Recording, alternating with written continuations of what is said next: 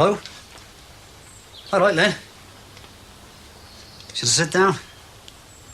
Go on. How much? 500? Can you get it down a bit? I know, yeah, but it's only dry, right? You know, not an extension. Oh, as soon as you like. Yeah, it's taking over the house as we talk.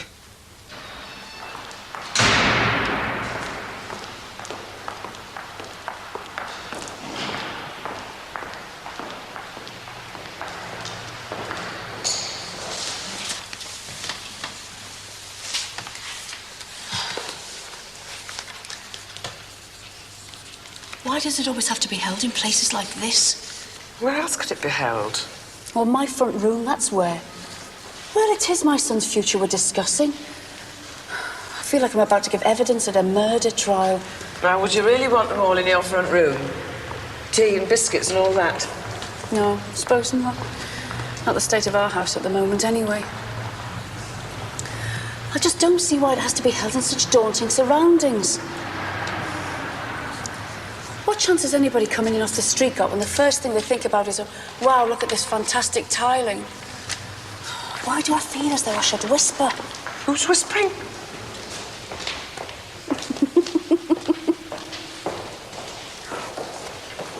Oh, hello, Dr. Mrs. Rogers. Hello, Dr. Medley. You know Diane Ellison, don't you? Yes, Hello, hello. Dr. Medley. I wouldn't have come so far without her help, or yours, of course. That's what we're here for. We're running to time. About 15 minutes behind. Oh, sounds like par for the course. Oh, well, thank you for taking the trouble to come all this way. Oh, delighted.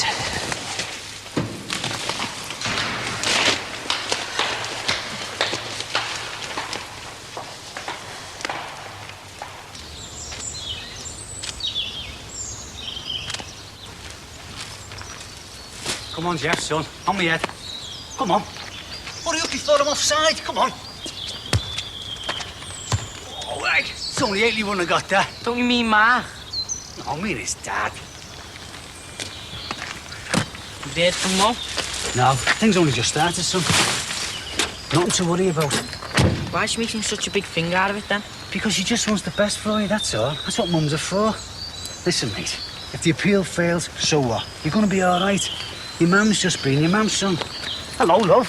Hiya, what are you doing? I'm going down a tip. You coming? No, I've got homework to do.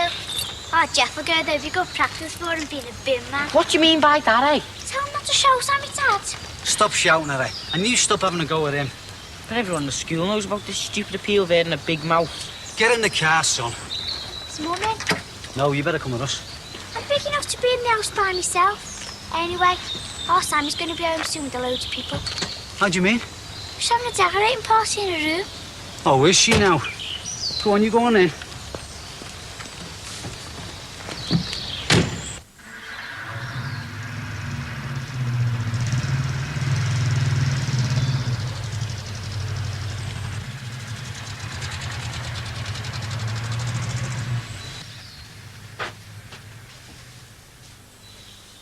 I hope they're going to be happy over there. Up to them, isn't it? You sure you can cope with the view every day, then? Yeah. I'd rather the house was occupied and the shutters were up. Can you cope going to the Collins' party? Oh, what? Hey, we can't not go. Yes, we can. It's dead easy. We'd either stay in the house or go somewhere else. In fact, not going is the easiest thing I can think of. It's very good of them to ask us. No, it's not. They're probably desperate to get people to go. We might be the only people who turn up, imagine that. God. That won't wash. What won't? That excuse. Listen, I saw another side to Paul Collins. He was very honest with me. And it's an honest invitation to their house. And the least we can do is be honest with each other. No, we are. I am. I mean, there's loads of reasons why I don't want to go. One is it'll be dead boring. What about the others? Look, as a talker, I'd make a great electrician. You know what I mean? Yeah, so? I know what you mean.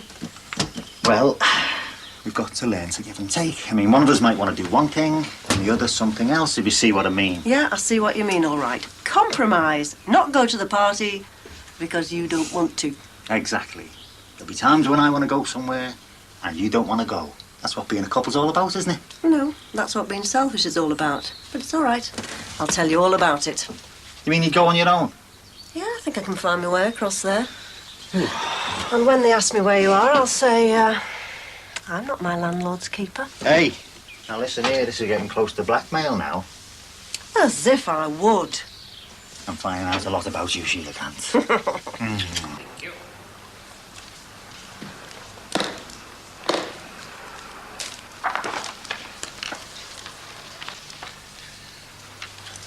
When you're ready. Right. Under the 1981 Education Act, the Educational Authority is legally obliged to cater for the special education needs of all children. We believe that in the case of Geoffrey Rogers, this obligation has not been met. I can't argue that the authority has not followed the correct procedure in statementing the child, but we believe the diagnosis of his problem is insufficient and the resulting educational provision inadequate. Now, after studying the boy's school reports and compiling a history of Geoffrey's educational background, we think that the authority, at best, can be accused of supervisory neglect. Responsibility for a child's progress at school also, of course, lies with the parents. Mrs. Rogers, did you check Geoffrey's progress? Did you talk to him about his disappointing school reports? Well, yes, of course I did.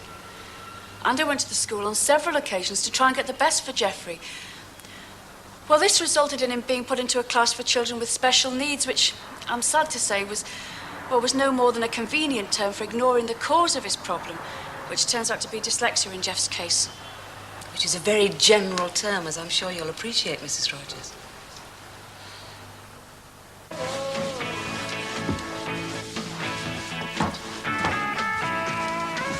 Look at the state of this. What?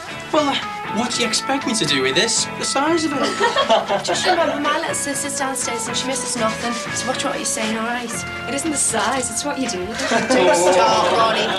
Oh, I'm only saying. I know what you're saying. All I'm saying is you should just do the delicate bits. Like in the corners and things like that. Hey, I think what you meant. Hey, Nish. Yeah, well, just to be on the safe side, eh?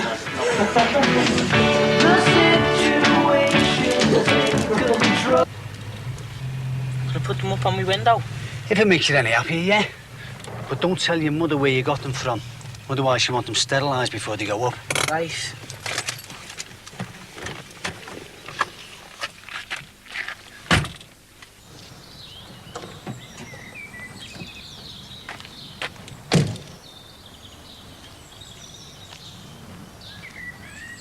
Following the results of the WISCR and subsequent subtests, I reached the conclusion that with an IQ of 115, the boy should be reading and spelling at a level commensurate with or slightly above his chronological age.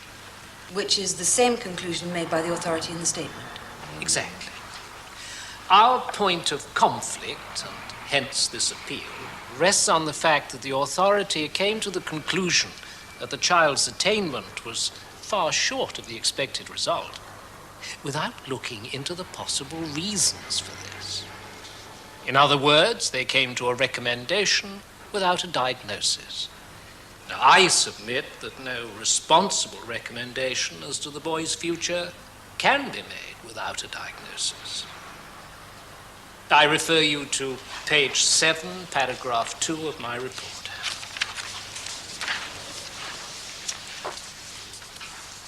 I found Geoffrey to be a very bright lad, who is suffering, I believe, from a weakness in auditory sequential short-term memory, resulting in a poor reading ability. He also has a weakness in visual sequential short-term memory, hence the weak spelling. In other words, Geoffrey is, in our words, dyslexic. Now, that is a specific form of learning difficulty. It is not a global learning difficulty.